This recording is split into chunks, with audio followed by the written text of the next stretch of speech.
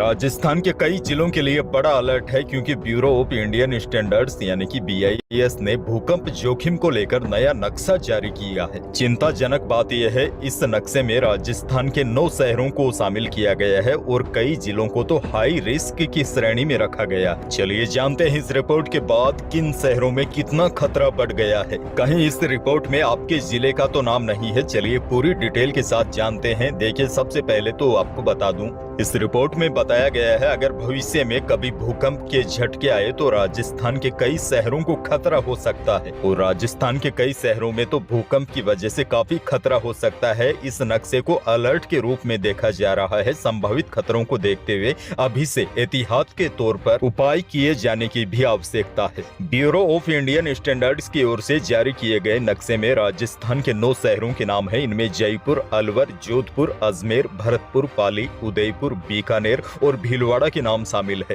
नक्शा जारी होने के बाद अब यह जरूरत महसूस की जा रही है कि अब नई बिल्डिंग की डिजाइन भूकंप रोधी तकनीक से बनाई जानी होगी। हालांकि लोगों को फिलहाल डरने की आवश्यकता नहीं है क्योंकि यह 9 शहर फिलहाल ज्यादा खतरे में नहीं है, लेकिन जयपुर, अलवर और भिवाड़ी को जोन 4 में रखा गया है, यानी कि यह जिले हाई रिस्की है। इसके बाद जोधपुर, भरतपुर, अजमेर, पाली, उदयपुर को जोन 3 में दर्शाया गया है, यानी कि जोन 3 का मतलब यहाँ पर मध्यम खतरा है।